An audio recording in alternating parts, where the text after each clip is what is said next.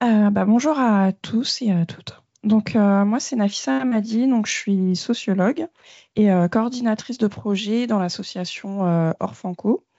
Le répit parental, il est venu à nous dans le cadre d'un projet qui s'appelle Bouge ta vie. C'est un projet qui accompagne les femmes dans leur insertion socio-professionnelle, mais surtout professionnelle. Et on s'est très vite rendu compte que la parentalité était un frein, pas seulement le mode de garde, mais vraiment le fait d'être parent. Et du coup, on a commencé à chercher un petit peu des solutions. Et on connaissait Vacances ouvertes pour les vacances en famille, les vacances pour les ados. Et on est tombé sur l'appel à projet sur le répit parental. Donc, on a intégré très rapidement le groupe de réflexion et on a répondu à un premier appel à projet qui a permis de mettre en place notre première action sur le sujet. Cécile, Olivia, et vous, comment en êtes-vous venue à vous intéresser à la question du répit parental? Alors bonjour, moi c'est Cécile Salah, donc je suis maman de 5 enfants et donc suite à un changement de situation en fait, me suis séparée. J'ai été contactée donc par une travailleuse sociale de la CAF du 62 qui m'a proposé de faire partie de l'action Confiance en soi. Donc le répit, c'était pas encore dans la continuité ni un outil. Il est arrivé en cours de la première année de travail qu'on faisait dans ce groupe. Et donc voilà, c'est comme ça qu'on en est venu à utiliser le répit parental en outil, en supplément des séances qu'on faisait à hauteur d'une journée par semaine, chaque semaine, enfin dans le mois, et durant un an. Et donc le répit est venu à la fin de cette première année, puisque j'en ai fait deux. J'ai eu la chance de pouvoir en faire deux. Donc 2 ans de travail sur nous et donc deux répits. Bonjour à toutes et tous. Je suis vraiment enchantée d'être là. Je suis honorée de partager ce moment avec des femmes telles que vous. Donc, ça fait vraiment, vraiment plaisir. Merci pour cette initiative. Alors, je suis à la fois la fondatrice de l'association Moi et mes enfants, donc qui accompagne les familles monoparentales sur justement les questions de répit. Mais avant tout, je suis Olivia et je suis maman de deux enfants. Et c'est venu s'intéresser à la question de la monoparentalité et du répit. C'est arrivé à moi un petit peu comme une nécessité. Parce qu'il y a 10 ans, lorsque je me suis retrouvée à la tête de ma famille monoparentale, je me suis rendu compte que je faisais 1 million de choses, que j'étais partout, que je voulais surinvestir le temps pour mes enfants, que je voulais tout donner, que je me mettais absolument de côté, que financièrement je me mettais en difficulté, mais pour que eux soient bien, pour que eux aient ce qu'ils veulent, pour que eux aient du temps, des activités, des amis. Et au final, comme je le dis depuis 10 ans, et ben, je me suis rendu compte que tout ce que je faisais était totalement contre-productif. C'est-à-dire que mes enfants étaient horribles. Je les aime énormément, mais ils étaient jamais contents, ça allait pas. Je sentais qu'ils n'étaient pas heureux. Et moi, j'étais complètement épuisée et j'étais complètement à côté de mes pompes. Et tout simplement, j'étais pas épanouie. Et lorsque j'ai un peu ouvert les yeux, je me suis rendu compte que quand je courais à l'école pour chercher mon fils, quand je courais à la crèche, quand je courais au parc, enfin partout, bah, je voyais que j'étais pas la seule parce que j'étais entourée d'autres mamans qui couraient partout en même temps que moi et qui n'arrivaient pas forcément à l'heure, qui arrivaient en nage, qui arrivaient épuisées, en pleurs, enfin voilà. Et je me suis dit, mais en fait, c'est quoi cette communauté de femmes épuisées, de parents épuisés? Et je me suis dit, observons un peu plus ça. Et donc, en fait, c'est vrai que les chiffres qu'on a pu dire et qu'on connaît, qu'en France, c'est une famille sur quatre qui est monoparentale, sur des communes comme Paris, une famille sur trois. On parle une maman, enfin, une famille sur trois qui vit en dessous du seuil de pauvreté. Donc, pour les femmes, c'est encore multiplié. Et c'est pour ça que le répit, je me suis dit, bon, en fait, moi, ce que je veux, c'est être une super maman. Je veux être là pour mes enfants. Je veux les éduquer, je veux prendre le temps pour eux. Mais en fait, qu'est-ce que je peux faire pour ça? qu'est-ce que je peux leur offrir à mes enfants réellement, concrètement, et qu'est-ce que les autres parents, autres mamans peuvent offrir à leurs enfants. Et ben, le modèle d'une maman ou d'un papa qui est épanoui, qui prend soin de lui, qui prend soin d'elle, qui est bien dans sa vie, qui investit tous les domaines de sa vie dans la mesure de ses envies et ses capacités. Et c'est pour ça que j'ai créé Moi et mes enfants, donc pour travailler sur ça. Donc, effectivement, la question du moi d'abord, le fait de se mettre en avant, de ne pas avoir la culpabilité ni la peur de penser à soi, parce que au-delà d'un droit, c'est vraiment un devoir. On parle de droit au répit. Moi, je dis que c'est le devoir de répit. En tant que parent, on doit être responsable et savoir qu'on doit tenir la route pour les enfants qui sont derrière. Et bien entendu, on va pouvoir évoquer comment on peut prétendre avoir droit à ce droit. Je pense dans la suite des questions. Nafissa, Cécile, justement, dans la continuité de ce que vient de dire Olivia, vous diriez que c'est quoi le répit parental? Pour moi, quand je commence à travailler sur le répit parental avec mes bénéficiaires, en fait, j'utilise la roue de la vie et avec les différents départements qui composent leur vie. Donc, il y a la vie de couple, la vie professionnelle, la vie sociale avec les amis et du coup, la vie de parents. Il y a le petit département parents. Et très facilement, quand je demande est-ce que vous avez des moments où ça s'est coupé, ça s'est coupé. Donc, oui, le travail, une fois que j'arrive à la maison, c'est coupé. La vie sociale, voilà, c'est coupé. Et la vie parentale, c'est jamais coupé. Donc pour moi, le répit, c'est vraiment de couper ce département, le fermer et du coup se consacrer aux autres départements et notamment le département personnel, mon développement personnel. Donc c'est vraiment pour moi synonyme de coupure et de se ressourcer, de se recentrer sur sa personne en tant qu'individu et plus en fonction des différentes fonctions qu'on peut porter ou les différentes casquettes qu'on peut porter au quotidien.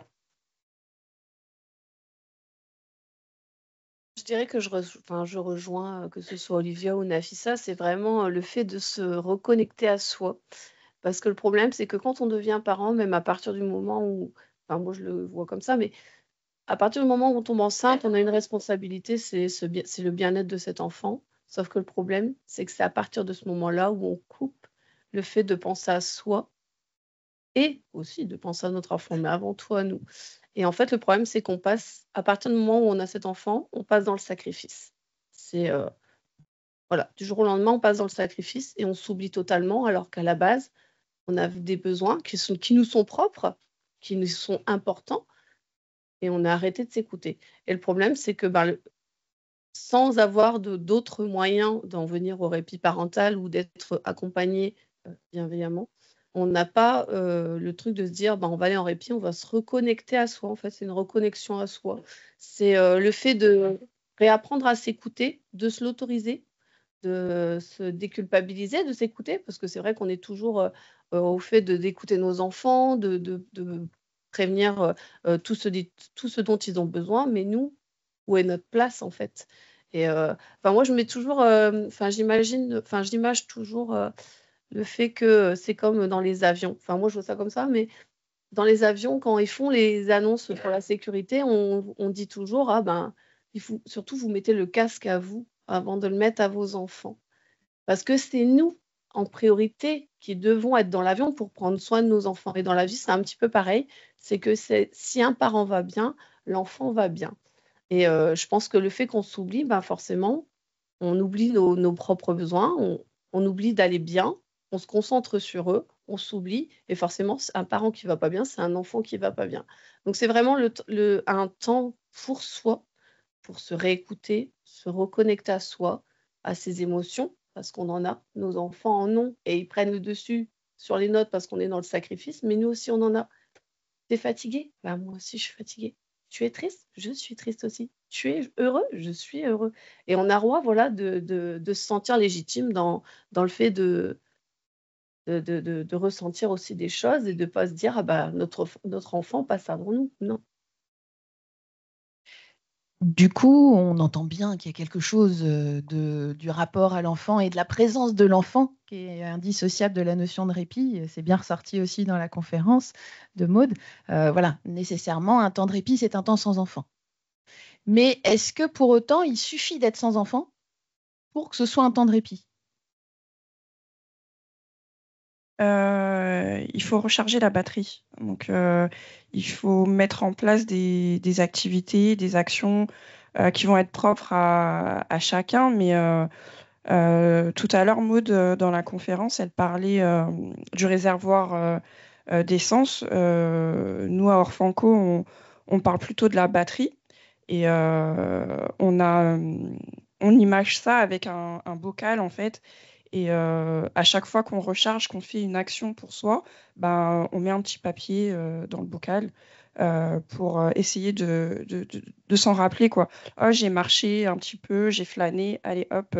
Ah, j'ai lu 2, 3 pages d'un bouquin, allez hop. Et puis du coup, c'est vraiment concret. Et quand on voit que le bocal il est un peu vide là, et ben c'est un petit pense-bête. Allez, il faut que j'aille recharger ma batterie, quoi. Donc, oui, faut qu'il y ait de l'action en direction de soi-même.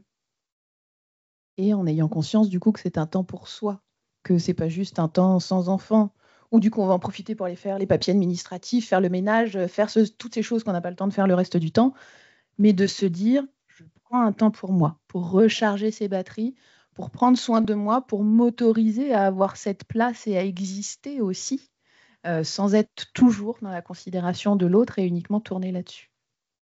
Et je voudrais compléter aussi pour préciser, de mon point de vue et de ce que j'ai constaté, il y a possibilité de prendre du répit aussi avec ses enfants, d'avoir des vrais temps qui sont de qualité et qui ressourcent et qui régénèrent lorsque on est dans une action qui, voilà, comment dire, qui met la jauge, qui remonte les batteries de l'énergie pour l'enfant et pour le parent. Et c'est aussi des choses que l'on fait à l'association, le fait de passer des journées, par exemple des journées sportives avec les enfants, des journées où voilà, les enfants sont pris en charge toujours, parce qu'il y a des animateurs, des coachs sportifs, tout ça. Donc, on fait des challenges, des défis parents contre enfants ou dans la même équipe ou quoi que ce soit, mais on ne se laisse pas gagner forcément.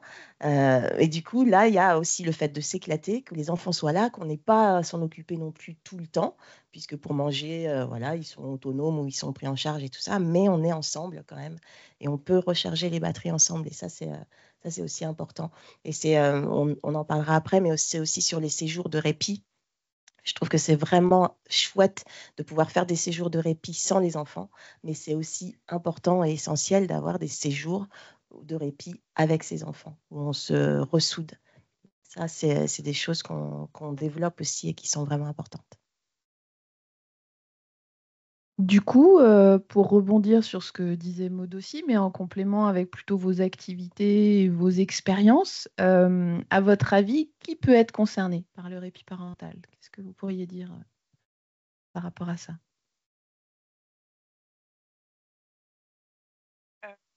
Basiquement, moi j'allais dire tout le monde. Tout le monde peut être concerné.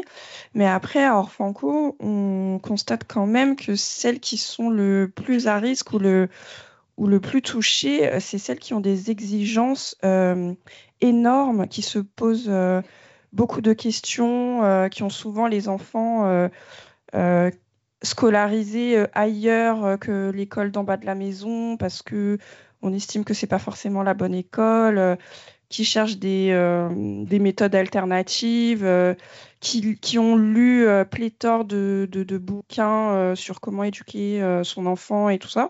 Donc moi, j'ai plus l'impression que c'est plus ce profil-là qui est peut-être plus touché, alors que au début, quand je travaillais pas spécialement sur la question, j'allais dire que les personnes plus à risque, c'était peut-être les familles monoparentales ou alors peut-être les familles nombreuses.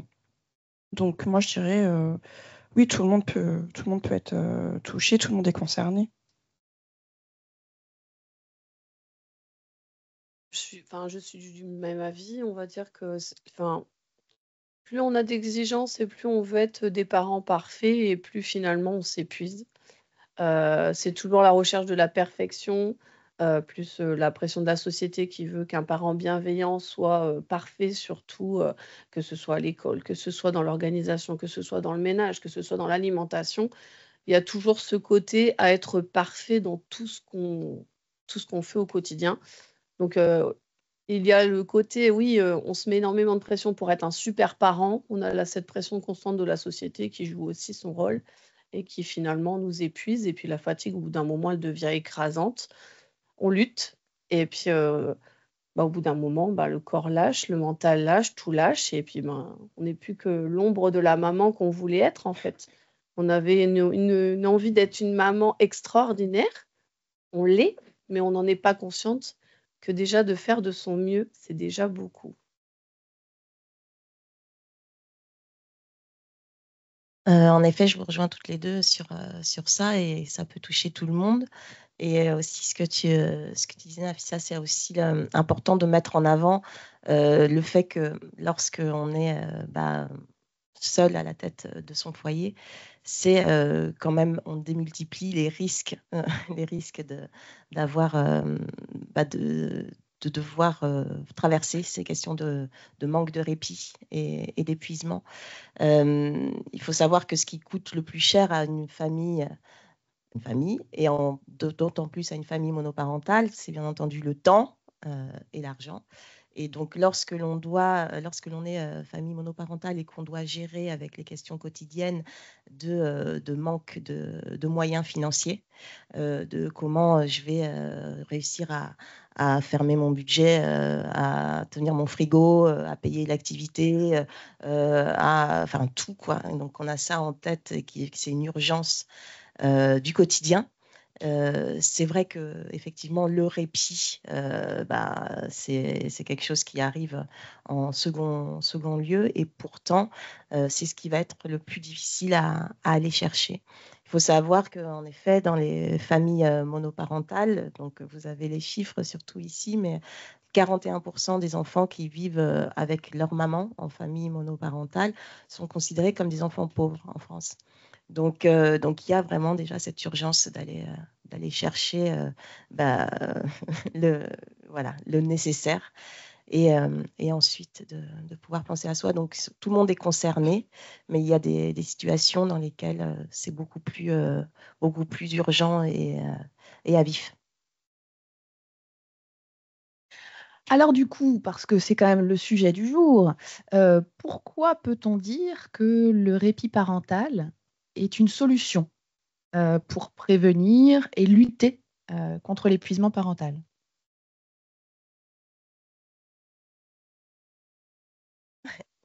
Alors, eh bien, tout simplement parce que donc on a parlé du fait de faire équipe, d'être famille différemment, de créer des îlots de solidarité, de rassemblement.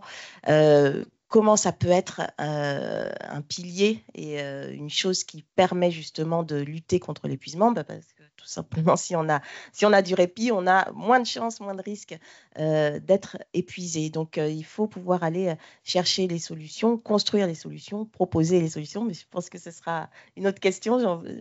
Voilà. J'en parlerai après. Mais effectivement, la santé, ouais, j'ai quelques chiffres là que j'ai plus exactement en tête, mais la santé mentale et physique, c'est déjà quelque chose aussi vraiment de brûlant pour les familles qui ne prennent pas de temps pour elles, qui ne prennent pas de répit. Donc, il faut savoir que bon, je reparle, voilà, c'est mon sujet. Hein. Donc, les familles monoparentales, donc les mères, je dirais souvent les mères, et j'oublie pas les pères, mais il faut dire qu'on est 82% en France. Donc, juste parce que le masculin ne l'emporte pas toujours, je vais dire les mères. Donc, ça va être donc pour 82% des femmes qui vont porter ces foyers et qui vont oublier, ou pas oublier, mais en tout cas qui vont faire le choix délibéré de ne pas aller faire leur mammographie, de ne pas aller se faire soigner les dents. Par contre, elles n'oublieront pas le rendez-vous de leurs enfants. Ou alors, si elles l'oublient, elles vont avoir du mal à dormir la nuit, elles vont se dire ah, je suis une mère nulle, etc., etc. Et donc, elles vont mettre tout en place pour, dès le lendemain, obtenir un nouveau rendez-vous. Mais pour elles, non. Donc, effectivement, il est essentiel de pouvoir mettre en place repenser le répit au niveau de la société, au niveau, là, comme on le fait, de l'ensemble des travailleurs qui se posent ces questions-là, au niveau d'un réseau, au niveau du voisin, au niveau de la famille, au niveau de l'entreprise, mais ce n'est pas le sujet. Donc oui, si on veut prévenir le fait des maladies, si on veut désengorger les centres de maladies mentales, psychologiques, si on veut aussi que finalement les parents soient en meilleure santé et puissent s'occuper de leurs enfants sans se dire voilà, c'est craquage, c'est hôpital, etc. Qui est-ce qui s'occupe des enfants ensuite? Effectivement, il faut mettre en place le répit, il faut le considérer, le traiter non pas comme un luxe, mais comme une nécessité, en faire vraiment une question politique et essentielle. Et je me rappelle de quelque chose qui m'avait vraiment touchée lorsque j'ai démarré le travail sur la question de la monoparentalité. L'association est aussi, comme Véronique, on fait partie de la Fédération syndicale des familles monoparentales. Et je me rappelle, lors des conférences inversées, je ne sais pas si vous vous souvenez, je crois que c'était en quelle année, Véronique? En 2019. Donc, j'avais témoigné à ce moment-là. Moi et plusieurs mamans, on avait témoigné sur les questions justement des familles monoparentales et qu'est-ce qu'on pourrait mettre en place. Et on en est toujours aux mêmes questions. On avait posé des questions en 2019, on n'est toujours pas arrivé, mais on attend. Enfin, on attend, on se bouge. Et donc, je me rappelle, suite à ces conférences, il ne faut jamais aller sur les réseaux sociaux ou quoi que ce soit, mais bon, toutefois, je l'avais fait. Et j'avais lu des choses infâmes, qui ne m'étaient pas destinées spécialement à moi, mais à l'ensemble des mères qui avaient pris la parole et qui avaient témoigné. C'était des choses du genre, mais qu'est-ce qu'elles veulent encore, ces bonnes femmes? Elles ont déjà les allocs, elles ont déjà ci, elles ont déjà ça. De quoi elles ont besoin de plus? C'est bon. Enfin, voilà, c'était un petit peu les choses dont on parlait tout à l'heure tu as fait les enfants, tu les as voulu, tu as choisi. Donc, voilà, c'est pour ça que je dis qu'aujourd'hui, les choses ont un peu évolué. Quand même, on n'en est plus dans ces choses-là exactement, mais toutefois, il reste quand même quelque chose de planté ici. Et donc, je dis que c'est vraiment un fait, une question de société, une question politique dont il faut s'emparer. Je rejoins complètement Olivia. Pour moi, le répit parental, ça a un impact pour la société entière. C'est des temps et des espaces où les parents ils peuvent faire un travail de fond sur eux. C'est pas juste une pause. Et après, ça a une répercussion sur la famille, ça a une répercussion sur la société. L'argent, c'est le nerf de la guerre. Et ben, ça fait des économies aussi au niveau de la sécurité sociale. Enfin, toute la société s'en porte beaucoup mieux. C'est un espace safe où on peut poser sur la table, on peut nommer les choses sans tabou. Et c'est des espaces qui sont rares, selon moi, mais indispensables. Je dirais que le répit parental, ça nous sert surtout aussi beaucoup en tant que parents, c'est à prendre le recul. Le recul face au fait qu'on est complètement dépassé par la situation, le recul face au fait qu'on se pense une mauvaise maman alors qu'en fait on multiplie les actes pour essayer de se prouver à nous-mêmes qu'on est des bonnes mamans ou alors qu'au final on en fait plus qu'assez. Je pense que c'est le fait de se recentrer sur soi. euh, Comme je disais tout à l'heure, hein, de se réécouter, de se revaloriser, euh, et puis qu'on ait ces accompagnants, avec tout ce travail en amont qu'on fait, c'est à reprendre de l'estime de nous. Parce que c'est vrai lorsqu'on est à bout, lorsqu'on tombe vraiment dans le burn-out, moi je l'ai été, hein, j'étais dans ce tunnel où je voyais même plus mes enfants autour de moi, je faisais le nécessaire, mais je ne voyais plus, je ne voyais plus. J'étais complètement dépassée par la situation. Et je pense que le répit, c'est vraiment le fait de pouvoir se faire accompagner, d'avoir les outils nécessaires pour pouvoir retrouver un certain équilibre, que ce soit émotionnel, que ce soit mental, que ce soit physique, parce qu'on en a besoin. Élever des enfants, c'est la tâche la plus difficile, c'est le plus beau métier du monde, mais c'est aussi le plus dur. C'est quelque chose qui nous demande une énergie folle. C'est H24. Euh, c'est toujours pas lié à tout ce dont ils ont besoin, sans qu'il manque de quoi que ce soit en même temps. Et je pense que voilà, c'est important de pouvoir se recentrer euh, et voilà, d'être accompagné dans tout ça, parce que ce travail, on le fait pas seul. On peut pas le faire seul. Donc voilà. Vous amenez des choses qui sont très importantes. C'est comment, à un moment donné, enfin, c'est aussi un des objectifs de cette journée, c'est la dimension de la sensibilisation. Je pense qu'il y a quand même un sujet qu'il est important de se dire, Maud, tu en parlais tout à l'heure aussi, sur cette dimension du tabou par rapport aux difficultés que les parents peuvent vivre, sur cet isolement qui peut être lié au burn-out parental. Et effectivement, le répit, vous l'exprimez très bien, peut vraiment être une première porte d'entrée. Enfin, à un moment donné, venir parler de temps sans enfant, de temps pour soi, de s'autoriser à penser à soi, c'est aussi un moment de dire, j'aime beaucoup ton expression, c'est pas juste un luxe, c'est un besoin fondamental pour que tout le monde aille bien. Et donc, je pense que le répit, dans ce que vous dites, c'est aussi cette manière de venir faire de la sensibilisation pour la prise de conscience de la réalité du burn-out parental. C'est pas juste des parents qui s'écoutent, c'est pas juste des parents qui n'ont pas le courage, c'est bien au-delà. Et je pense que c'est déjà un élément qui est vraiment important dans le répit. On peut peut-être aller un petit peu plus loin sur cette question, si vous le voulez bien.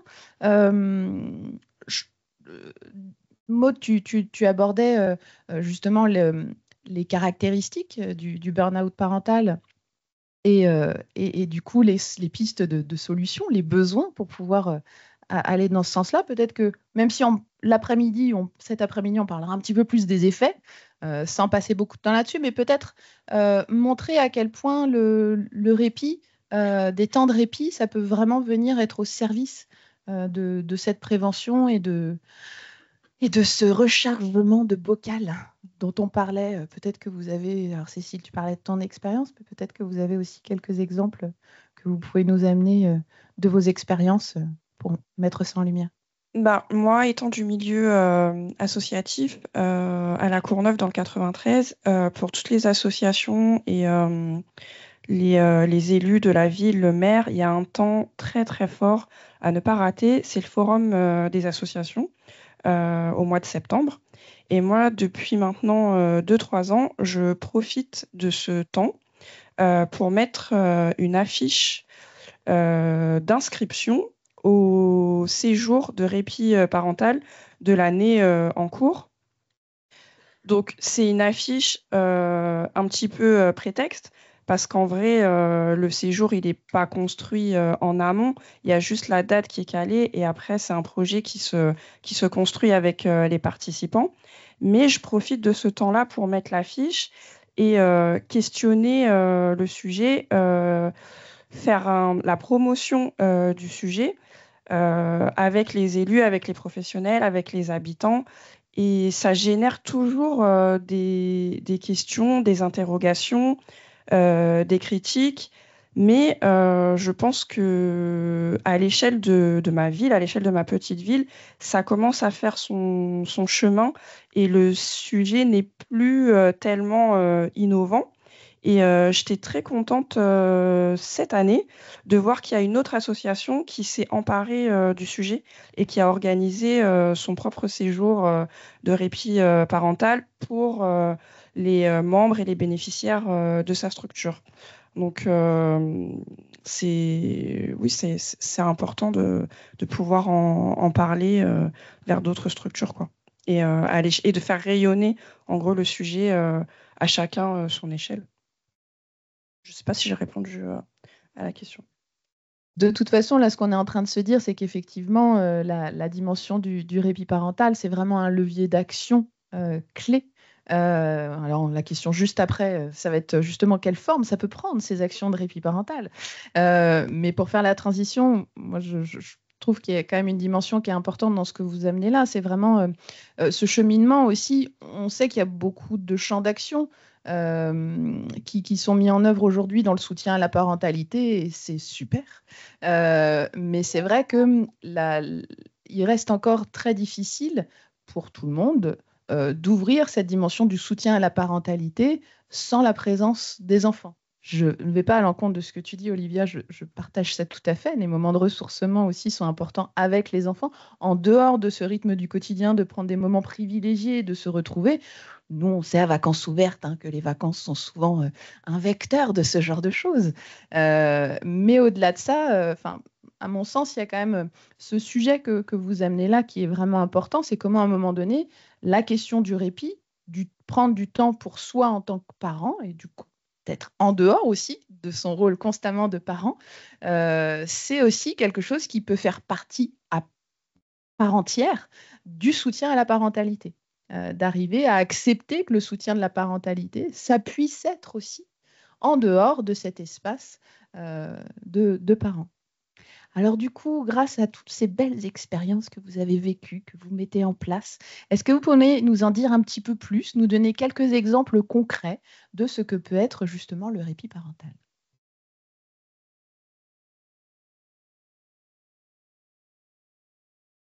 Euh, Alors oui, en effet, ce que peut être le répit parental, une des formes qu'il peut prendre, bon, tu parlais d'accompagnement, mais vraiment un accompagnement global. Donc, nous, ce qu'on a voulu faire à l'association depuis le départ, les premières choses qu'on a pu mettre en place pour le répit, c'était les trucs les plus galères, c'est partir en séjour au ski. Donc ça, c'était vraiment le challenge de départ. Donc, c'est les premières choses qu'on ait faites. Donc, les séjours au ski de l'association où on avait donc des temps pour les parents, des temps pour les enfants et on n'était pas encore complètement structuré ni soutenu encore par la CAF et tout ça. Donc, on se débrouillait un petit peu avec nos moyens. Donc, on n'avait pas vraiment encore de garde d'enfants. Donc, c'était vraiment du troc entre nous. Mais ça fonctionnait aussi. Ensuite, l'envie est très vite venue de pouvoir donc accompagner de façon globale dans un espace qui permette justement d'avoir ces temps pour soi et d'avoir tout à proximité. Donc, comme je disais tout à l'heure, ce qui coûte le plus cher, c'est effectivement le temps et l'argent. Donc, des espaces qui soient accessibles à tous, dont voilà, les moyens financiers ne soient pas du tout une considération et qui puissent permettre d'avoir accès, que ce soit à du temps pour soi, que ce soit du temps pour se former, que ce soit du temps pour se sentir belle, se sentir épanouie, faire du sport et tout ça avec le fait que si on vient avec ses enfants, eh ben, ce n'est pas du tout une contrainte, au contraire. On sait que les enfants, eux aussi, vont avoir accès à un temps de qualité, qui vont faire des choses ludiques, qui vont apprendre, qui vont peut-être même faire leurs devoirs, ou qui vont apprendre une nouvelle langue, ou qui vont faire une activité scientifique. Donc, on n'a absolument aucune culpabilité à prendre soin de soi, parce qu'on sait que les enfants, eux, sont contents. Maman ou papa les laisse peinards, ils sont entre eux, ils peuvent aussi discuter. Il y a des temps d'échange, le fait de se retrouver dans un espace où les enfants n'ont pas de... comment dire, l'association est ouverte à toutes les familles, mais on reste fondamentalement accompagnatrice des familles monoparentales. Et donc, il y a plus de familles monoparentales de fait. Et donc, les enfants sont aussi dans un espace où finalement, ils ne sont pas différents des autres, dans le sens où ce n'est pas bizarre de venir ni triste, de venir seul avec sa maman ou seul avec son papa, de se dire, ah ouais, mais moi, j'aurais aimé aussi, comme Mathias, que mes deux parents soient là, etc. Bah, là, ils ne sont pas là. Et puis, on peut en parler, on peut se comprendre. Et donc, ça, c'est aussi important. Et donc, tout à l'heure, tu disais quelque chose de très important qui était sur le répit. L'idée, c'est pas de poser ses enfants pour aller faire ses papiers, ses machins, ses trucs. C'est vraiment de réussir à poser ses enfants pour prendre du temps pour soi, prendre soin de soi. Et c'est vraiment ce qu'on a développé, mis en place, dans le sens où on n'est pas une garderie. Vous ne pouvez pas venir à l'association, au tiers-lieu, déposer vos enfants et partir pour faire toutes vos courses, etc. Sauf si vous vous organisez entre vous avec les mamans qui sont là, les autres parents qui sont là et qui se disent, bon, bah voilà, je garde ton enfant pendant 1 heure, etc. Mais l'association, à la base, c'est vraiment pour créer du lien. C'est-à-dire que vous venez dans le tiers-lieu, bah, effectivement, vos enfants font des activités, mais vous aussi, vous rencontrez d'autres mamans, enfants, d'autres parents, et voilà, l'estime de soi, c'est quelque chose d'essentiel. Vous prenez du temps pour vous et vous prenez confiance en vous et vous proposez des choses. Et donc, je pourrais parler de tout ce qu'on fait, les programmes d'accompagnement, etc. Mais bon, sinon, j'en ai pour 1 heure. Mais il y a cet après-midi. Mais je ne pourrais pas être là, moi, cet après-midi, parce que justement, on a un événement aussi qu'on prépare ce soir dans le 13e arrondissement. Pareil, les enfants sont pris en charge, sont gardés, qu'ils soient tout petits, parce que je n'ai pas décrit les espaces, mais on a un espace pour les enfants de 0 à 4 ans, un espace pour les enfants plus grands. Et donc, on a donc des gens adaptés. Je veux dire qu'il y a une sage-femme qui s'occupe des bébés. Après, on a des jeunes qui s'occupent aussi des enfants plus grands pour leur faire des activités. Et pendant ce temps-là, les mamans viennent donc à une table ronde qui sera autour de la fertilité, du désir d'enfant et des différentes formes de parentalité, des réflexions autour de la PMA, etc. Donc, c'est aussi des sujets qui questionnent au sein de l'association. Donc, voilà. Donc, pendant ce temps-là, vous venez, les enfants sont gardés, vous faites la table ronde, vous posez toutes vos questions. Après, il y a un super cocktail parce qu'on est très inventifs. Et les mamans ne veulent plus partir. Donc, après, on dit, nous, on aimerait bien se coucher quand même. Mais bon, voilà. Donc, c'est des choses comme ça qui existent. Mais surtout, favoriser le fait de faire des choses sans nous. Sans l'association, de favoriser l'autonomie et de favoriser les liens qui existent au-delà de quelque chose de proposé, au-delà d'un programme, d'aller sur le fait, par exemple, Noël. Le 24 décembre, ça fait 2 années consécutives. Bon, l'année dernière, je suis passée comme ça, mais vraiment en tant qu'invitée, mais que l'association met à disposition, donne les clés à des ambassadrices du tiers-lieu. Et donc, tout s'organise comme ça et les gens viennent de loin, même, voilà, donc, même de banlieue pour venir fêter Noël ensemble, se rassembler, voilà, et avoir ces moments où on se pose, où on est zen. Donc, il peut y avoir toutes ces formes-là dans le répit, tout simplement de pouvoir parler à quelqu'un, de pouvoir partager ses difficultés, de pouvoir célébrer. Dans le répit, il y a ça qui est hyper important quand on est seul. On parle beaucoup de ce qui ne va pas, mais les moments de célébration. Nous, on a des mamans qui viennent célébrer avec nous les 1 an de leur enfant parce qu'elles sont toutes seules et qu'on dit tu passes au tiers-lieu, on fait un gâteau, on va souffler les bougies, on va le faire ensemble. Et ça, c'est important aussi d'avoir ces moments-là. On sait un peu quand est-ce que c'est l'anniversaire de qui et il y a une maman qui peut passer au hasard, on peut lui dire tous ensemble bon anniversaire, allez, on se fait un petit thé, un petit café tout ensemble. Et donc voilà, le répit, c'est aussi ces formes-là, c'est vraiment de ce qui existe au-delà des lignes, au-delà de ce que nous, on impulse, c'est ce qui existe grâce justement à ce qui est créé par les familles elles-mêmes. Donc, tu mets bien en lumière une des spécificités, c'est un angle d'approche dans cette association, c'est justement de concourir à la création de ces îlots de solidarité dont parlait Maud tout à l'heure. J'aime beaucoup ce que tu exprimes dans le fait de dire, voilà, venir assister à une conférence, venir discuter d'un sujet de parentalité, tout en sachant que mon enfant, il est pris en charge à côté et que lui, il s'éclate avec des copains, des copines et des gens qui s'occupent bien de lui, c'est aussi un temps de répit. C'est comment, à un moment donné, c'est un temps pour moi, pour venir me nourrir dans ma réflexion, partager des choses qui me préoccupent. Et voilà, c'est pas que la dimension du repos. C'est vrai, quand on pense répit, on pense repos. Mais là, on voit bien que c'est tout ce qui va venir permettre de nourrir ce bocal de 1001 manières.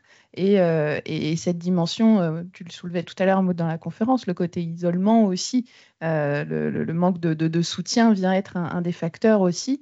Et voilà, vous contribuez à ces îlots de solidarité qui viennent permettre de sortir de ces difficultés et de pouvoir partager tout ça, de poser, de décharger.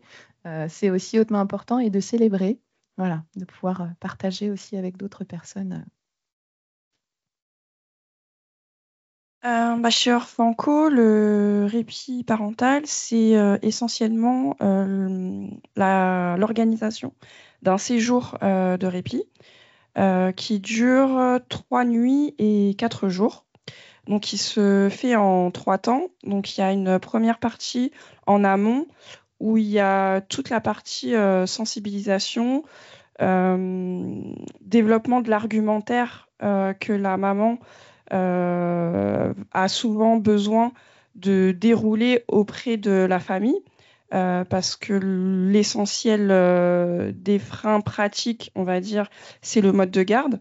Donc, elles ont souvent besoin de billes, d'avoir les arguments pour légitimer ce séjour, qui n'est pas toujours bien perçu par les familles. Donc ça, il y a un gros temps de préparation, d'organisation. Ensuite, il y a le séjour en lui-même qui a été préparé, donc où il y a une programmation bien précise. Les encadrants, moi et ma collègue psychologue, on est dans le séjour. Selon les besoins de chacune, elles vont travailler tel ou tel point. Il y a des moments plus collectifs, plus festifs, et des moments vraiment individuels où elles vont travailler leurs problématiques qui leur sont propres. Et après, il y a un troisième temps qui est l'après-séjour, où souvent le séjour, c'était explosif, c'était merveilleux, elles ont passé un bon moment, elles ont beaucoup rigolé, mais pour pas que le soufflet retombe un peu trop vite, il y a aussi un accompagnement après pour essayer de faire perdurer les effets qui ont pu être mis en place durant le séjour. Mais ça, peut-être qu'on en parlera peut-être plus en détail cet après-midi. Mais il y a des petits tips, des petits exercices qu'on met en place, notamment un livret du participant qu'elle renseigne, qu'elle remplit avant, pendant et après le séjour.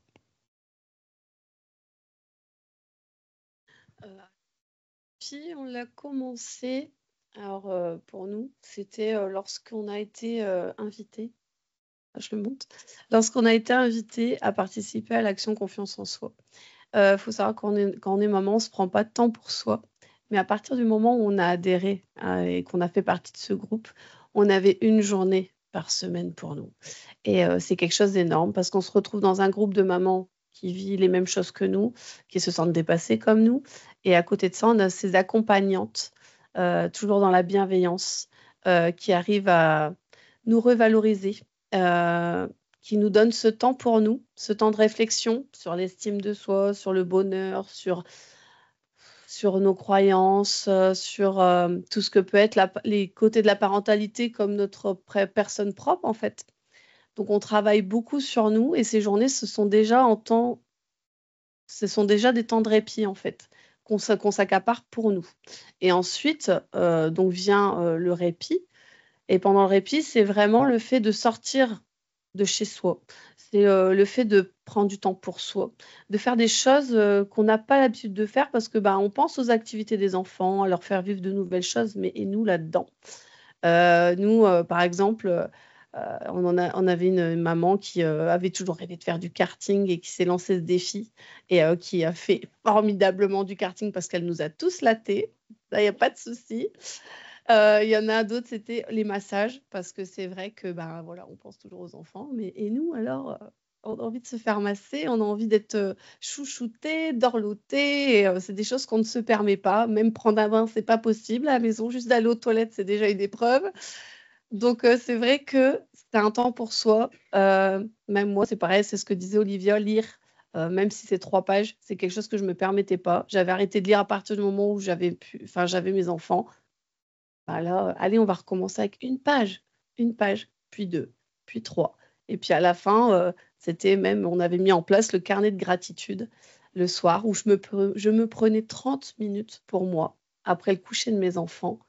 Et ça aide aussi à sortir du burn-out. C'est le fait d'écrire tous les moments de bonheur qu'on a eu dans notre journée. Et en fait, on se rend compte qu'en les écrivant, on sourit. Et on se couche avec un effet de bien-être et de bonheur. C'est bête, hein? Moi, tous les jours, j'écrivais que ma petite Roxane, qui avait peut-être 2 ans à l'époque, elle me chantait Maya l'abeille, là, la pub Pops. Tous les jours, elle m'a rechanté Maya l'abeille. Et j'avais ce sourire. Et puis, à chaque fois que j'avais un petit coup au moral, je repartais dedans. Même si je l'avais arrêté 1 mois, 2 mois, je repartais dedans et je revivais à l'instant T tout ce que j'avais mis dans ce carnet page par page. Et je pense que ce qu'on oublie aussi, c'est de vivre le moment présent, parce qu'on est toujours dans le projeté, dans les problèmes qu'on a, tout. Et on oublie de voir tous ces côtés positifs qu'on a dans notre journée et qu'on ne vit plus au présent, en fait. On vit plus au présent. On projette tout pour nos enfants. Faut pas oublier ci, faut pas oublier ça. Et en fait, on oublie de regarder l'instant T. Et voilà, le répit, c'est vraiment ce travail de se dire, je me déconnecte. Il n'y a pas de ménage, il n'y a pas de ménage. Il n'y a pas d'heure, oh, on veut manger à 1 heure, on mange à 1 heure, on s'en moque. Oh, on n'a pas envie de faire la cuisine. Allez, on regarde ce qu'il y a comme reste, on se fait un pique-nique à la bonne franquette, c'est ce qu'il y a de meilleur. Et c'est autant le fait de se recentrer sur soi que le partage avec tous les autres mamans et tout leur passif et de se comprendre entre nous. La force du groupe, c'est quelque chose qu'on a vraiment compris entre nous. Ça a été quelque chose de vraiment porteur. Parce que quand on est un groupe, on a tendance à tous se motiver, se pousser et se dire bah, on est capable. Et bah ouais, on vit tous la même chose. Et quelque part, c'est formidable. Parce qu'en fait, ça nous enlève cette culpabilité qu'on a de ne pas être des parents parfaits. Et ça n'existe pas, le parent parfait. Donc, voilà, c'est le répit, c'est vraiment ce travail sur soi, de se déconnecter de chez soi, de ne pas faire ce qu'on fait chez soi. Si on fait notre lit chez nous, mais qu'on ne veut pas le faire au répit, perso, je ne l'ai pas fait pendant 1 semaine, ça ne m'a pas manqué. C'est le fait de se dire, je veux dormir, je dors. Vous savez quoi? Quand on a été faire les courses pour notre répit, on s'est lancé sur le rayon sucrerie et cochonnerie. On le défend pour nos enfants, on se dit « Oh, bonbon par-ci, par-là ». Mais je vous garantis que nous, le frigo, il était rempli de glace, de dragibus, cette cochonnerie. Et on s'est fait plaisir. On est retombé dans une insouciance totale. Et c'est ça qui est génial. C'est cette insouciance qu'on retrouve lors du répit, qu'on a totalement perdu avec les responsabilités qu'on a sur ses épaules, les responsabilités et les pressions écrasantes qu'on a. Et on retrouve totalement notre insouciance et cette envie de vivre simplement là où on avait arrêté.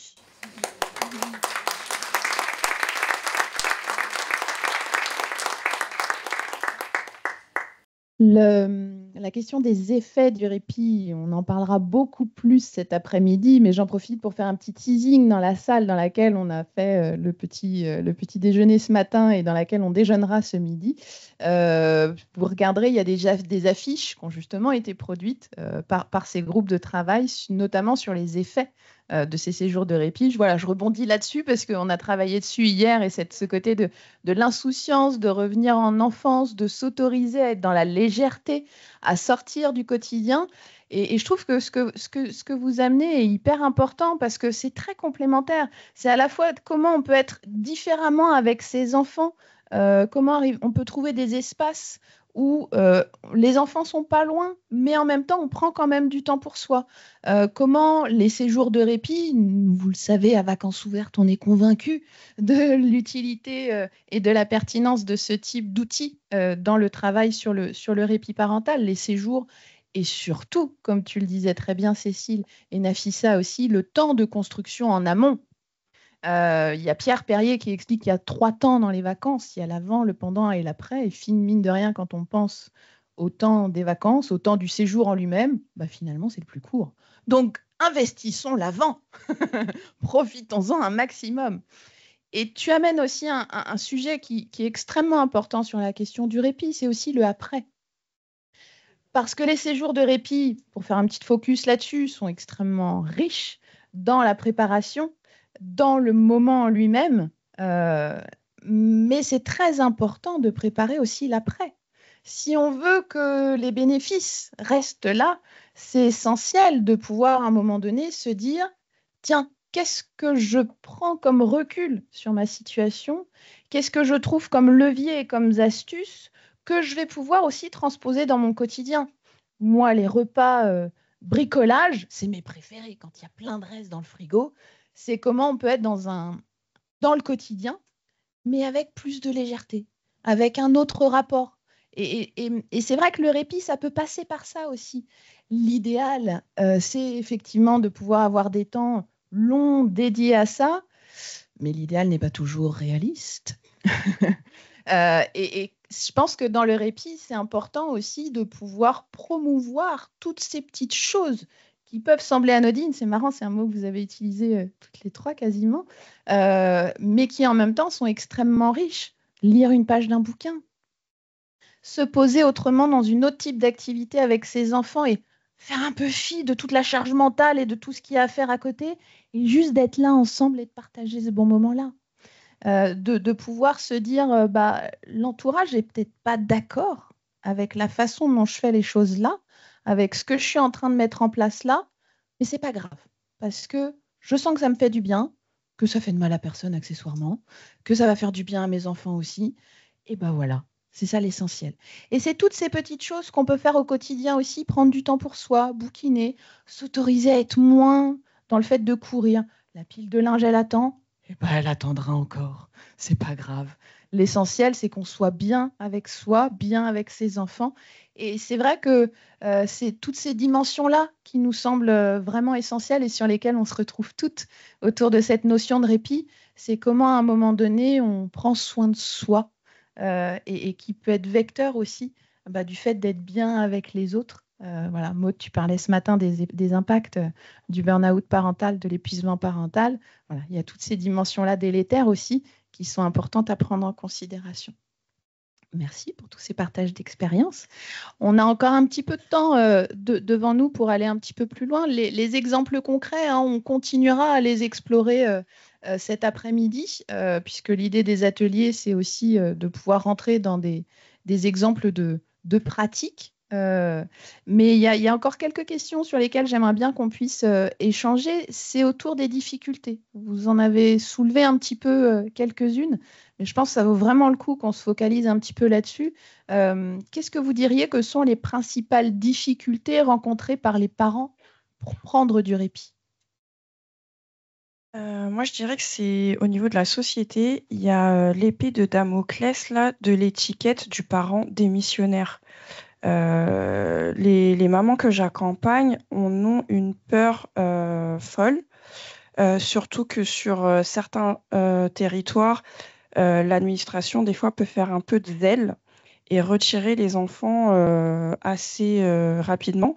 Donc, il y a vraiment cette crainte ambiante de se dire si je prends du temps pour moi et qu'en gros, pour reprendre du temps pour soi, ça veut dire délaisser les enfants et je peux être taxée très rapidement de parents démissionnaires et que par effet boule de neige, on peut me retirer les enfants. Donc ça peut paraître un raccourci ou ça peut paraître fou, mais ça, c'est vraiment dans l'esprit des mamans que j'accompagne. Donc pour moi, c'est le plus gros frein. Le mode de garde, en vérité, c'est rien du tout. On arrive toujours à trouver une solution. Sur les 2 séjours qu'on a organisés, 3 séjours même, sur les 3 séjours qu'on a organisés à Orfanco, et du coup, c'est des groupes de 8 qui partent. J'ai dû avoir 2 mamans qui n'ont pas pu partir à cause du mode de garde. Donc, c'est pas le gros frein. C'est un frein parce qu'il faut quand même s'organiser et trouver une solution pour garder les enfants. Mais pour moi, c'est pas le gros frein. C'est vraiment l'image et la crainte d'être dans la mauvaise case quoi, du parent démissionnaire, quoi. Je tiens juste à rebondir sur ce que dit Nafissa, qui est extrêmement important, nous, vu notre expérience à vacances ouvertes. On pense souvent que la principale difficulté d'un temps de répit, c'est comment on fait pour être sans enfant. Comment on peut faire que nos enfants, à un moment donné, soient dans un espace sécurisé et qu'on puisse avoir un temps sans enfant. Finalement, on se rend compte que ça, c'est pas la question la plus complexe, effectivement. Alors, je dirais, déjà, il y a le côté financier. Parce que quand on est monoparental, le côté financier revient énormément. Il faut savoir que c'est pas financé en totalité, donc il y a toujours une part de notre poche. Ensuite, je dirais qu'il y a le fait qu'on se sent irremplaçable. On a toujours l'impression d'être la meilleure chose pour nos enfants et que du coup, on culpabilise énormément de les laisser sur le côté, mais de vivre quelque chose pour nous. Je dirais ensuite qu'il y a le jugement, parce que c'est plus ou moins bien pris par les familles, la mienne pas du tout. C'est inconcevable à l'heure actuelle qu'on puisse prendre du temps pour nous. C'est inconcevable qu'on puisse penser à nous. Tu as fait des enfants, tu les assumes. Pour eux, c'est des vacances. C'est absolument pas un travail sur nous, ni le fait qu'on puisse être simplement fatigué, puisque les parents d'avant ne sont pas les parents de maintenant. C'est vraiment toute la culpabilité. C'est au-delà du financier, c'est vraiment tout le jugement que, comme disait Nafissa, que nous porte notre entourage, l'environnement, que ce soit les écoles, que ce soit partout. Ce jugement permanent du fait qu'on n'a pas le droit de prendre du temps pour soi. Et c'est ce qui nous détruit finalement. Donc, ouais, je dirais que c'est la principale cause, c'est le financier, et c'est vraiment ce jugement, se sentir irremplaçable pour nos enfants. Et oui, et aussi le fait de ne pas se dire qu'on peut être une priorité. Parce que c'est nos enfants la priorité, et puis au final, on l'est aussi quelque part. Donc, on ne se sent pas en priorité de prendre soin de nous, quoi. Je rejoins sur tout ce que vous avez dit, vraiment sur les raisons, les causes, les difficultés rencontrées. C'est un peu ce qu'on a pu dire. Et voilà, je suis d'accord avec, effectivement, je répète toujours la même chose, mais le temps, l'argent, et puis quand même la question de la gestion des enfants, le regard des autres, en effet, peut être une cause. Et puis le regard qu'on se porte sur soi en prio aussi. Donc, ouais, voilà. Oui, après, il y a aussi la dimension de la culpabilité. Vous en parliez un peu, mais nous, c'est vrai que dans les travaux qu'on a pu faire à Vacances ouvertes, notamment grâce aux chouettes études que mes collègues du pôle études ont menées, c'est vrai que la notion de culpabilité de laisser ses enfants est quelque chose de très central. D'ailleurs, sur les séjours de répit particulièrement, tu disais que c'est important d'avoir des temps sans enfants, mais aussi des temps de qualité avec ses enfants. C'est souvent difficile, voire impossible, pour les parents d'envisager un temps de séjour de répit, donc de partir en vacances, entre guillemets, sans leurs enfants, s'il n'y a pas eu aussi dans le projet, à un moment, un temps de vacances avec les enfants. Ça rejoint ce que tu dis beaucoup sur la question du regard de l'entourage, mais comment on intériorise aussi en tant que parent ce regard des autres. Des fois, les gens ne nous le disent pas. Mais c'est à nous-mêmes. On va se dire, non, mais tu ne peux pas faire ça, c'est pas possible, tu ne peux pas abandonner tes enfants. Il y a toute cette fantasmatique d'effectivement de devoir être là tout le temps, 24 heures sur 24, toujours disponible, toujours irremplaçable, alors qu'en fait, ça c'est un des effets qui ressort beaucoup et qui sont très chouettes des séjours de répit, c'est comment chacun revoit aussi sa place dans la cellule familiale après ce type de séjour. Euh, on parlait des papas tout à l'heure. Ça peut être une belle occasion pour les papas de reprendre un petit peu de place aussi dans la cellule familiale, qui sont souvent des leviers importants dans la garde des enfants sur ce type de moment.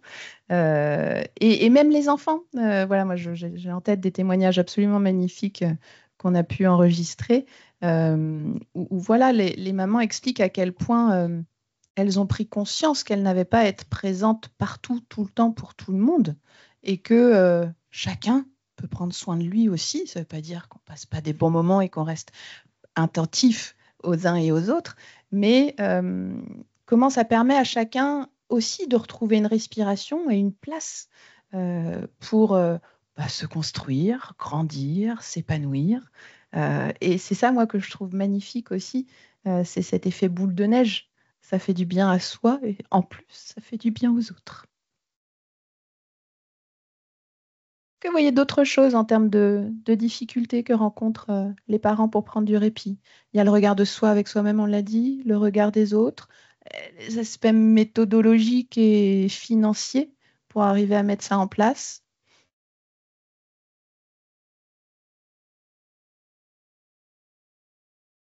On n'a pas parlé, mais un petit exemple, c'est que j'ai tellement donné à mes enfants, tellement été dans le sacrifice, que lors du premier répit, je le finis, je vais récupérer mes enfants. Et la première chose que la maîtresse me dit, c'est: votre fils nous a dit que vous l'avez abandonné. Et c'est un peu compréhensible parce que c'est vrai que quand on a tout donné à ses enfants, bah lui, il a peut-être ce sentiment finalement d'avoir été abandonné parce que je lui ai peut-être pas expliqué, mis les mots, parce que je les avais peut-être pas moi-même non plus à ce moment-là. Donc du coup, le deuxième, j'ai fait les choses différemment. Vous voyez, aujourd'hui, je suis là et mes enfants, ce qu'ils me demandent, c'est maman, tu nous envoies des photos? Et ils sont heureux. Je leur ai, je pense que le répit, ça m'a aussi permis de leur expliquer. Enfin, ça nous fait évoluer autant en tant que personne, mais aussi dans notre parentalité. Parce que du sacrifice, je suis passée au fait que ben, moi aussi, j'ai envie de faire des choses pour moi. On fait des choses ensemble. Un exemple, la semaine dernière, samedi, on a fait une escape game pour eux. Donc, on est parti toute l'après-midi en escape game. Moment famille. Mais le dimanche, moi, j'avais envie de faire une rando. Il y avait une rando de 5 kilomètres. Je dis, ça peut être mon moment? Ah ouais, allez. Ils étaient tous OK. Allez, maman, on le fait. Et on l'a fait. On a fait ces 5 kilomètres tous ensemble. Et en fait, ils ont accepté qu'aujourd'hui, on peut avoir des moments ensemble. On a des moments chacun pour soi. Et on a aussi des choses que maman veut faire. Et je pense que c'est là aussi toute la différence. C'est le répit, c'est un outil, mais ça nous permet de grandir dans tous les sens, autant en tant que parents que dans la cellule familiale où chacun a des envies, chacun a des besoins. Et c'est normal. Et c'est quelque chose qu'on se dit pas quand on devient parent parce qu'on s'oublie. Mais en fait, c'est normal d'avoir envie de faire des choses. C'est normal de penser à soi. C'est normal de vouloir partager des moments, voilà, en collectif, tous ensemble. Et du coup, ça fait vraiment des temps de qualité parce qu'en fait, tout le monde retrouve quelque part le plaisir de faire des choses chacun pour soi.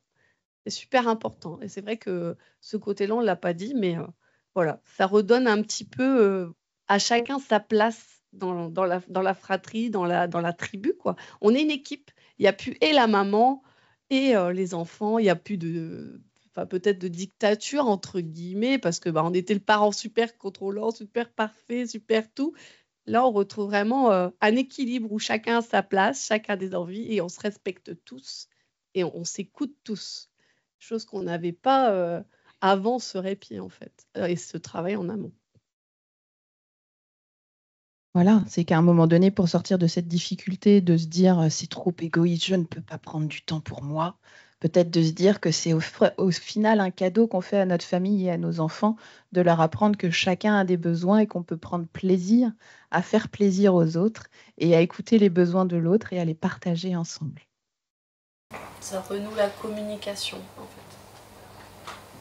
fait. Et le frein que un frein, mais je sais qu'on va en parler après, mais c'est aussi le fait le manque de solutions adaptées, tout simplement, hein, le manque de dispositifs, en tout cas de moyens mis à développer et à soutenir des dispositifs adaptés.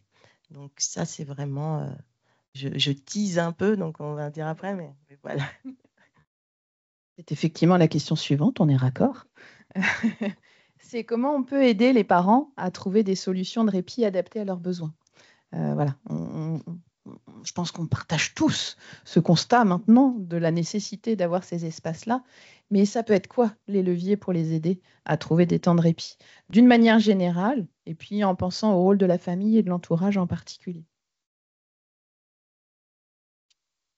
Bien, effectivement, oui, c'est de pouvoir être soutenant, être aidant, non jugeant, donc d'être dans l'accueil et bien sûr la bienveillance et de dire bah, je comprends, voilà, il y a un truc qui fonctionne pas ou je sens que ça va pas ou quoi que ce soit et de pouvoir dire bah, je pourrais te proposer de faire ci ou de faire ça, mais dans ce cas-là, il faut que les solutions existent, il faut que les solutions soient accessibles, il ne faut pas qu'elles soient à 3 heures de chez soi, il ne faut pas qu'elles soient à 3 changements de RER, de ci, de ça, de chez soi. Enfin, c'est absolument absurde d'imaginer d'aller chercher 2 heures ou 3 heures de répit et de faire autant de trajets avec une poussette, enfin, je dis c'est absurde, mais c'est la réalité parce que des familles le font pour venir dans nos espaces.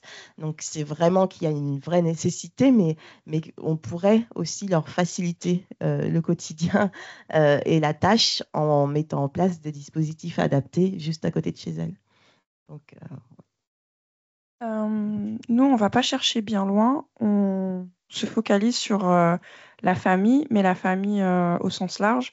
Donc, souvent, la solution, ça va être le conjoint. Ça peut être les grands-parents, ça peut être la fratrie des parents, ça peut être les grands-enfants majeurs qui vont s'occuper des petits frères, des petites sœurs pendant le séjour. Mais il y a un gros travail aussi qu'on fait avec les mamans d'acceptation, d'accepter que le relais peut faire différemment et que c'est pas grave. Je donne un exemple. Si durant le séjour, le papa, il n'est pas très opérationnel sur le style vestimentaire, c'est pas grave. S'il n'est pas opérationnel à la cuisine et puis que c'est pizza pendant 2-3 jours, le régime alimentaire, il va pas être déréglé pour toute l'année. Enfin, c'est vraiment accepter que l'autre, il peut faire différemment et qu'il n'y a pas mort d'homme. Et ça, souvent, c'est un petit peu, ça peut être un peu compliqué. La confiance aussi, faire confiance au reste, à la personne relais, que ce soit le conjoint ou la famille, faire confiance. Et ça peut passer par des petites expériences en amont. Donc, on va confier l'enfant ou les enfants quelques heures, peut-être une après-midi, avant d'arriver au séjour qui est pas très long. On part pas très loin aussi pour faciliter la faisabilité du séjour. Mais nous, on va pas chercher très loin ou très compliqué.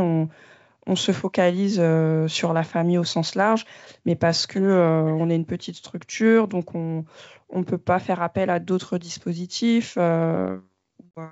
J'ai mes collègues du groupe de travail, par exemple de la CAF, qui peuvent mettre en place en parallèle des colonies de vacances pour les enfants pour que tout le monde parte en même temps, mais du coup sur des séjours différents.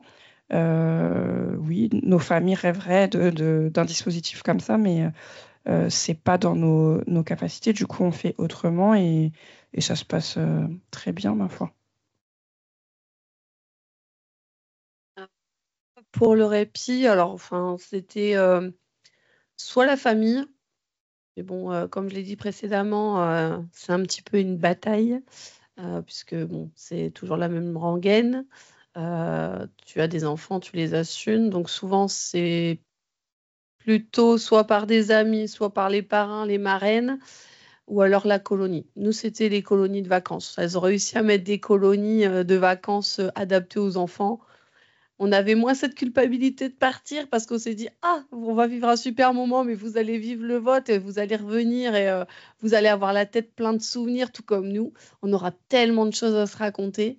Et non, franchement, nous, comme j'ai dit, nous, c'est passé des moments de répit par les journées ensemble avec nos accompagnants, parce que c'est vrai que je pense que dans tout ça, le plus important, c'est surtout d'avoir des accompagnants bienveillants qui sont dans l'écoute, qui nous permettent de décharger en fait tout ce qu'on peut ressentir. Et puis après, nous, on n'a pas eu énormément d'autres moyens de garde, mais déjà, ouais, les colonies de vacances, ça nous a vraiment sauvé la mise. Donc c'est vrai que c'est pour ça que le budget, le côté financier revient énormément parce que c'est vrai que sans finance pour nous financer nos moments de répit, sans finance pour financer que ce soit les activités pendant ce séjour de répit, pour penser à nous, que ce soit pour les colonies de vacances, ben, le même souci revient toujours. Mais voilà, je pense que et encore, je viens de découvrir mercredi que par chez nous, il y a aussi des répits pour les enfants porteurs de handicap qui vont être mis en place. Donc ce sera des moments de répit qui pourront peut-être se faire en même temps que les répits des parents. Donc je trouve ça formidable comme initiative. J'espère que ça va décharger aussi beaucoup de mamans parce que c'est vrai qu'on aura moins cette culpabilité de partir sans nos enfants. Et puis, on sait qu'ils seront bien encadrés, parce que c'est vrai qu'on les donne à notre famille, mais on ne sait pas comment ils vont les accueillir, s'ils sont plus ou moins difficiles, s'ils auront les activités adéquates, s'ils vont bien manger. Enfin, on a toujours ces stress permanents de se dire, est-ce que ça va être comme moi je fais? Bon, ce n'est pas forcément le but, mais voilà, il peut y avoir plein de possibilités. Maintenant, il faut trouver comment développer la question. Mais pour l'instant, on n'a pas encore énormément avancé sur cette question-là. Donc, on voit bien que les leviers pour faciliter le répit, c'est à la fois de pouvoir, par le biais des associations, par le biais de différents types de structures, par le biais de la solidarité aussi, qui peut être facilitée par le biais des travailleurs sociaux, des animateurs, de pouvoir proposer des espaces partagés et séparés qui puissent se faire pour que le temps de répit puisse se vivre, donc être sans enfant nécessairement.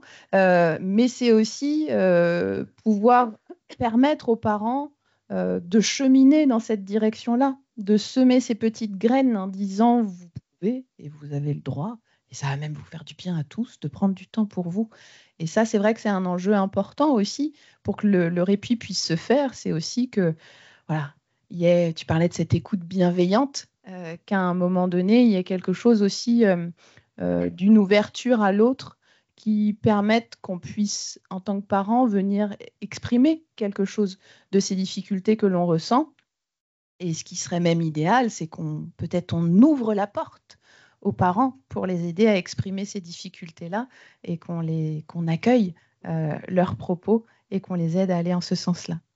Justement, notre dernière question, c'est que si vous pouviez adresser une demande au pouvoir public, quelles mesures proposeriez-vous pour mieux soutenir les parents en besoin de répit? Moi, j'allais dire la mise en place peut-être d'une campagne de sensibilisation, mais grand public, pour dire que non, on n'est pas parent 24 heures sur 24. Enfin, que le bon parent, c'est pas celui qui est parent 24 heures sur 24 et 7 jours sur 7. Casser un peu cette image du parent idéal. J'imaginerais bien une grande campagne nationale, comme on peut avoir une campagne sur l'alimentation, manger ses 5 fruits et légumes. Voilà, on le connaît tous par cœur. Et ben, j'aimerais bien qu'on ait cette phrase-là en tête. Le bon parent, voilà, il prend des pauses, quoi. Le bon parent, il n'est pas qu'un parent. Alors moi, je dirais, moi j'ai eu la chance de tomber sur 2 travailleuses sociales, dont Élodie, de la CAF 62, dont vous pouvez vous rapprocher, qui se sont un peu, enfin même globalement, auto-formées pas que sur la question du répit, puisque quand on a fait notre premier répit, c'est venu en cours d'action, mais qui elles se sont dépatouillées comme elles le pouvaient sur des questions primordiales pour se recentrer sur soi. Par elles-mêmes, qui ont fait des photolangage d'elles-mêmes, qui ont toujours dû innover pour pouvoir avoir des séances tous les mardis pendant 1 an sur lesquelles travailler sur des thématiques différentes. Et elles l'ont fait d'elles-mêmes. Elles n'ont pas forcément eu de formation, je pense, plus poussée que ça. Et nous, on a vraiment trouvé ça admirable parce que tous les mardis, on se disait, mais à quelle sauce on va être mangé? C'était incroyable. Et je pense qu'il y a la question déjà de la formation, parce que si elles étaient déjà pas convaincues du fait que redonner confiance en soi aux parents, c'était quelque chose de primordial, et que le répit est revenu en cours, donc ça a été un outil qui est arrivé après. Je pense que j'en serais pas là aujourd'hui à vous parler devant vous tous. Je ne serais pas la personne que je suis là, enfin que je suis actuellement, ni toutes les personnes qu'elles ont accompagnées, parce que je parle au nom de toutes celles qui ont été accompagnées par elles. Je pense que la question de la formation, elle est primordiale parce qu'elle pourra encore plus pousser les choses. Et puis au-delà de ça, c'est vrai que c'est ce côté financier. Nous, la CAF ne peut pas par exemple, faire des actions d'autofinancement. Donc, il y a des associations qui le peuvent. Donc, faire des trucs paella, peu importe. On trouve toujours des actions d'autofinancement. Mais nous, au sein de la CAF, on ne peut pas. Et c'est vrai que la question de l'argent, elle revient sans cesse. Il ne faut pas se leurrer. C'est un gros problème. Il faut des fonds. Et je sais pas, parce que moi, je ne suis pas poussée dans tout votre métier, enfin vos métiers, mais c'est vrai que le fait peut-être de rajouter, comme les colonies de vacances, il y a une case pour le financement de colonies de vacances, peut-être rajouter une case pour financer des projets de répit individualisés, parce que c'est propre à chacun, c'est selon les cas, c'est pas des choses. Il y a des cases pour les familles, hein, comme les ANCV où on peut partir en vacances, je les ai eues également, mais il y a rien en fait pour les personnes individualisées qui auraient peut-être besoin de partir en répit ou même si c'est pas du répit, de prendre des temps propres. Nous, on a bien les feuilles vertes de temps pour les enfants, mais il n'y a rien pour les parents finalement. Donc c'est vrai que peut-être mettre quelque chose à ce niveau-là, plus les formations, je pense que ça pourrait encore vachement pousser la chose.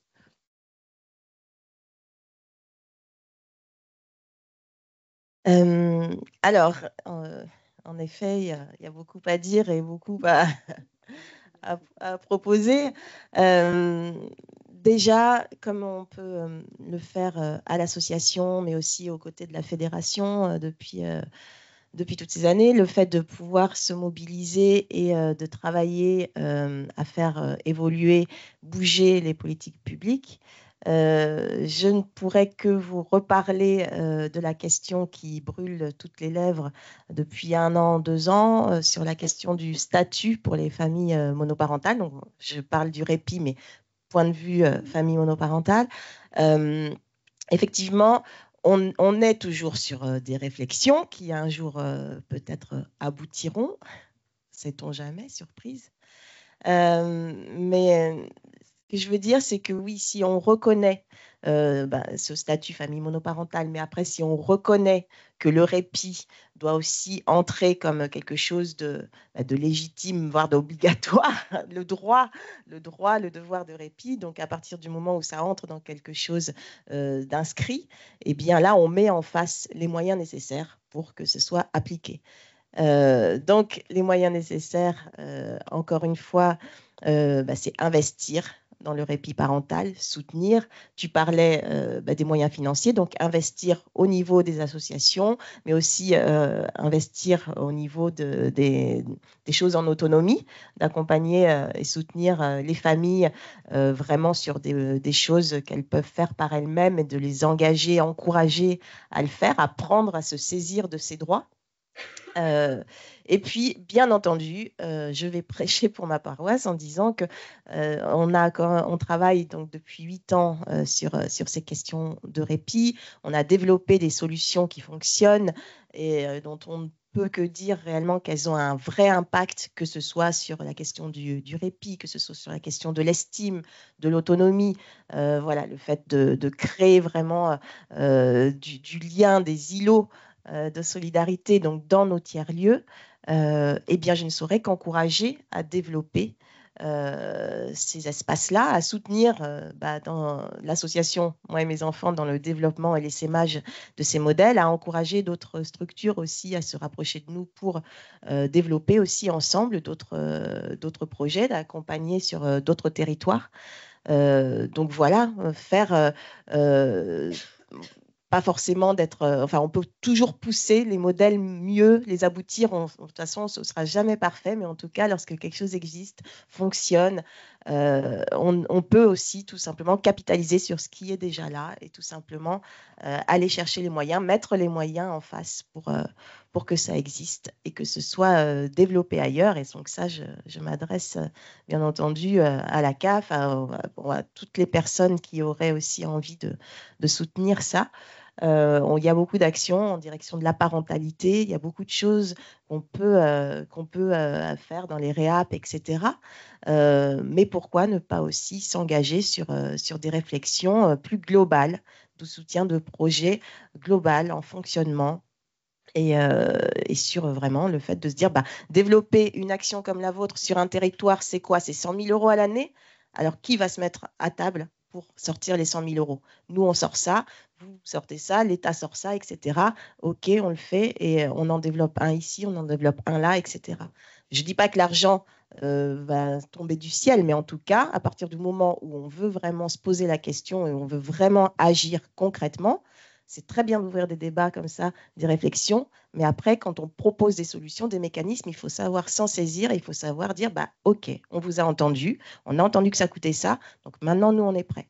Donc, c'est un peu ça que je voulais dire, c'est que le concret, c'est très beau. Et les paroles aussi, mais le concret, je préfère. Et c'est pour ça qu'on vous remercie beaucoup, toutes les trois, pour ces belles interventions. Parce que c'est aussi en parlant, en unissant nos forces, que des actions concrètes vont pouvoir ressortir et qui sait un jour, peut-être que les séjours de répit seront pris en charge par la sécurité sociale, comme c'est le cas en Allemagne.